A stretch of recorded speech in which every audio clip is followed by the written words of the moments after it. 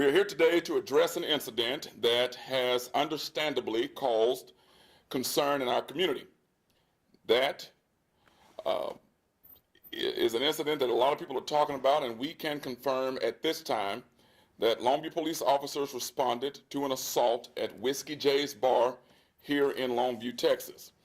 Based on the information currently available, we believe that this is an isolated incident. One arrest has been made, and the investigation remains active and ongoing. Because of that, there are details we cannot and will not release at this time. Okay, so that press conference happened about 3 days ago, and the Longview Police Department said that there were some details they could not release at that time. So, why do you think that was the case?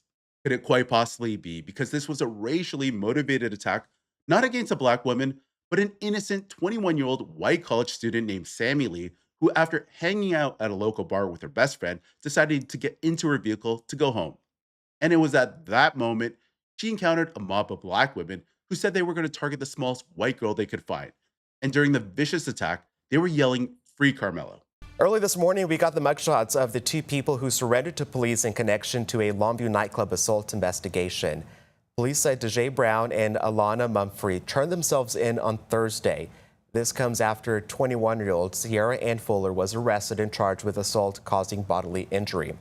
Investigators say they are actively sorting through evidence and witness statements to figure out the full sequence of events. And despite the social media speculation about possible retaliation, police say they have not verified any credible threat to public safety.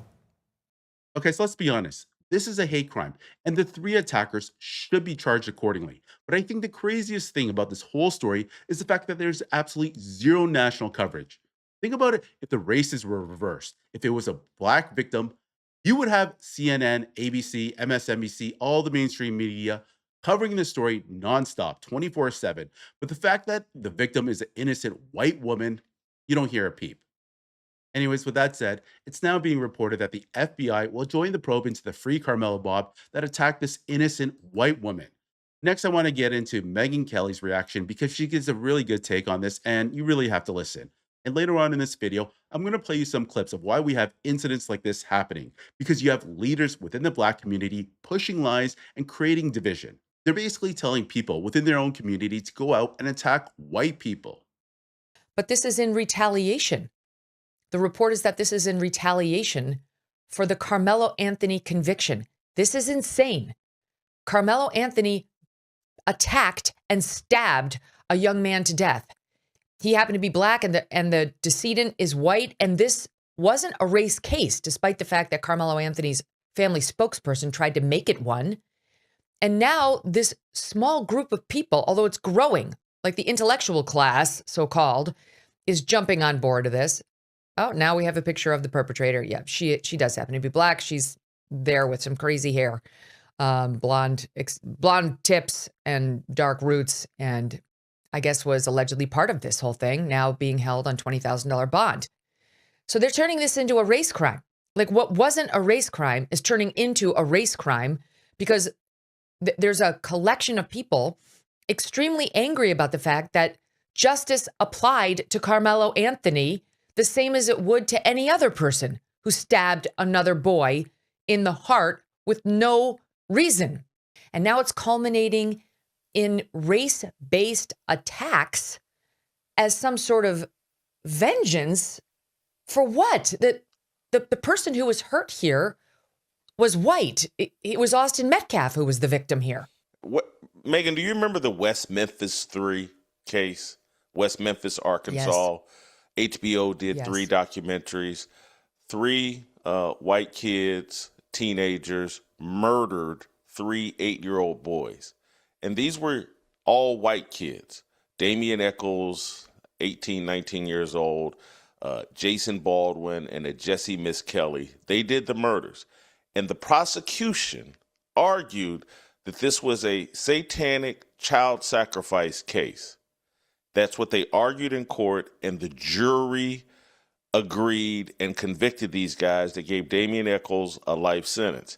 HBO jumped in, and people like Johnny Depp and Eddie Vedder and other celebrities jumped in and said, No, this is satanic panic, and this little small town in Arkansas has too many Jesus concerns, and these are just kids and misconstrued, and they didn't actually do it. And they, for 18 years, the media and HBO put out 3 different documentaries trying to argue that these kids were innocent, and eventually they got an Alford plea, and they became celebrities and heroes, and they got sprung from prison. They did the crime. But and the argument was like heavy metal music and reading Stephen King books had influenced these kids into this satanic ritual child sacrifice deal. And Megan, I believe that the same thing is going on with hip hop music and hip hop culture. It has the same influence over young black kids, and it has overtaken black culture. And so hip hop culture believes that you touch this kid, you put your hands on me, I have a right to kill you or assault you with a weapon of some sort. And they want the rest of American society to bow to their standards. In hip hop, any sort of disrespect can be met with violence. This is why you see so many videos of black people say, "Don't you put your hands on me? You put your hands on me. Don't you?" And see what happens if you put your hands on me.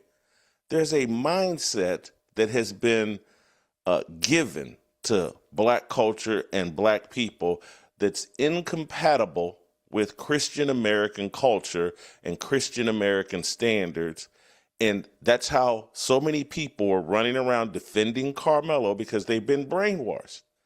Okay, honestly, I think Jason Whitlock brought up a very interesting point when he mentioned hip hop, but I don't think it's that crystal clear there. I think it's a bit more nuanced because at the end of the day, I've listened to hip hop. I grew up on hip hop. I'm pretty sure some of my audience have listened to hip hop, or even your children have listened to hip hop.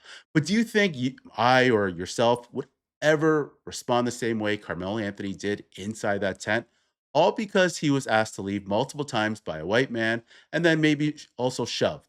You think either of us, any of us, or your children would ever respond with lethal, deadly force in that situation? No. Maybe there might be a small percentage, but generally speaking, no. But I think in the black community, because of hip hop and what Jason was alluding to about being disrespected, especially by a white man, you get this ultra aggressive, super aggressive response. And I don't think it's just hip hop alone on itself, but also parenting. You need a strong two-parent household. But we have to be even more resolved and resolute to like, hey, man, this just can't stand. Everybody's at risk here. I Mhm. don't want to live in a society where people can interpret what I say as disrespect and then get all up in my face and try to bait me to touch them or have conflict with them, and then they get to kill me and and paint me as the bad guy. Right. Exactly right. This is, and now like to see it morph into retaliatory attacks, it's like, wait a minute. If we're just going purely by race here, a black person attacked and killed a white person. If there should be retaliation, it would be the other way around. How are now more black people attacking a white girl as justice for this case? And it's because Carmelo was convicted and sentenced to prison. Listen, and I'm not trying to be provocative. And look, it is what it is. Black people have been convinced that we're victims of white supremacy. We're not victims of our own choices. We don't control our destiny through the music, through our education system, through everything the left has done, the identity politics and all that. You're a victim, and you have a right to be violent towards the people that you believe are your oppressors. Okay, so Jason Whitlock was spitting fire and took over this entire conversation with Megyn Kelly. But what he was saying about his own community is 100% true. They have this weird victimhood mentality. They always feel victimized, oppressed, whether it's just due to racism or slavery. It's just never ending, nonstop excuses, complaining. And this is the reason why you have people within the black community protesting and just attacking random white people, all because they didn't like Carmelo Anthony's sentencing. Yet, Carmelo Anthony is the one who's still alive and may get out after 17 and a half years, while Austin Metcalf is the one who's no longer here. And now, this is the other thing I want to get into. What I spoke about earlier are the leaders within the Black community who are pushing all these lies, misinformation, and just creating more division. Because listen to some of the rhetoric that they're actually spewing. And if a white person had said some of these things, they would be canceled. They would be receiving a ton of backlash. Okay, so this is Dr. Umar Johnson, and he's on a podcast. But listen to some of the lies spewing out of this guy's mouth. And he's basically just racially motivating his own community to go out and hunt white people. Take a look. The good white folks of America are so disingenuous. And the reason I say Caucasian nation is so disingenuous, Loon, is because when black people receive an unfair trial, we are supposed to respect the verdict. But when white people feel that they haven't received a fair trial, they don't have to respect the verdict. The other thing that makes Caucasian nation so disingenuous, Loon, is they always like to treat every black case in its own special vacuum. In other words, when we talk about Karmelo Anthony, we can't talk about the man who took Trayvon Martin's life. George Zimmerman. George Zimmerman. You can't put it in context. Can't mix it. We can't talk about Rick Child, who took Cyrus Carmack Belton's life. Okay, the reason why you can't treat those cases all the same, is because they're all different. Some of them happen in different states. And in the case of Rick Chow, he was trying to defend his son because the young black kid, he pulled out a gun and allegedly pointed it at Rick Chow's son. And Rick Chow shot in self-defense. We can't talk about Kyle Rittenhouse getting off, Rick Child getting off. Daniel Penny choked a man out in a New York subway and got off on standing his ground, and the man never touched him. Why do you think that was? That man was talking crazy in a New York subway. But who's the other person that helped Daniel Penny pin that black man down? Another black man. The reason white society, Caucasian nation, doesn't like black people to discuss our legal lynchings in context, because if you put it in context, Loon, you cannot come to any other decision that there are two standards of justice in this country. One black, one white, and it's been that way for 407 years. Now, with that being said, we have to understand that to be black in America is a crime in and of itself. In fact, the original crime of America is to be black. The original crime. The original crime. The original sin. First crime. The first crime was to be black. Because remember, Loon, we were never supposed to be citizens. We were never supposed to be free. We were never supposed to be here after slavery ended. So every time a white person sees you, your existence itself is a crime against white humanity. Do you think he got a fair trial, Karmelo Anthony? He could not get a fair trial. It was impossible. It was impossible. He's in Collin County, Texas. Black people are 10%. If that, how is he going to get a fair trial? Loon, if the trial was going to even attempt to be fair, why would there be no black jurors? For the trial to even, the Constitution says you're supposed to be tried by a jury of who? Your peers.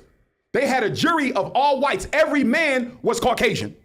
Okay, so none of that was true. A jury of your peers has absolutely nothing to do with race. It basically means someone in the same community where the crime took place and has absolutely nothing to do with race, age, gender, or any of that stuff. And in the case of Rick Chow, there were actually 5 black jurors on that jury pool, but they came to the verdict that this was self-defense. So how do you explain that? See, this is the dangerous rhetoric people like Dr. Umar Johnson is spreading to his own community, and the result is you're having white people being randomly hunted down by black folks. Honestly, it's getting scary. Anyways, guys, if you enjoyed this video, please do leave a like, comment, or subscribe, and I'll see you on the next one.